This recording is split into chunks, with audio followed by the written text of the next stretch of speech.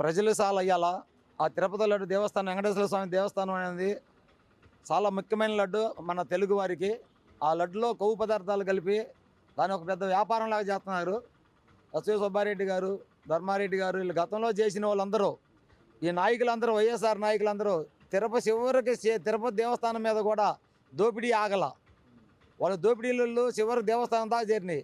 వెంకటేశ్వర స్వామి వీళ్ళందరినీ ముగ్గురిని తీసుకెళ్ళి 14 సంవత్సరాలు అరణ్యవాసం చేపిస్తే, జైల్లో పెట్టి చిప్పకొట్టి తినిపిస్తే వాళ్ళు సిగ్గుతుంది. ఆ లడ్డు విధానం చూస్తుంటే 2014-19 కాలంలో చాలా లడ్డు చాలా మెత్తదనంగా చాలా 10-15 రోజులకు నిల్వ ఉండేది. ఇవాళ లడ్డు తీసుకెళ్తే 4 రోజులకి 5 రోజులకే గట్టిపడి ఈ కొవ్వు పదార్థాల వల్ల, చెడు పదార్థాలు అన్నీ కలవటం వల్ల ఎమ్మటే లడ్డు గట్టిపడి చెడిపోతుంది. దానిలో రుచి తగ్గిపోతుంది.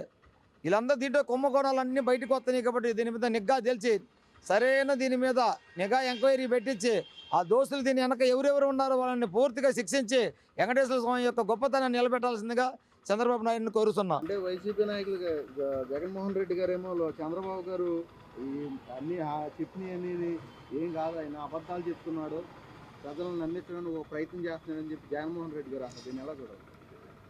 జగన్మోహన్ రెడ్డి గారు ఆయన ముఖ్యమంత్రి చేసిన అన్నాళ్ళన్నీ కళ్ళు పైకెక్కి ఎక్కడ ఏ దోపిడీ జరిగినా జగనన్నకు తెలియకుండా ఏదీ జరగల. వెంకటేశ్వర స్వామి ఏ కార్యక్రమం జరిగినా జగనన్నకి సకల మంత్రి సజ్జల ఇద్దరికి తెలియకుండా ఏది జరగల. వీళ్ళిద్దరం కూడా దీన్ని ఇన్వాల్వ్ చేసి వాళ్ళ ముగ్గురు వీళ్ళిద్దరు 5గురిని జైలుకి పంపించాల్సిందిగా కోరుతున్నా.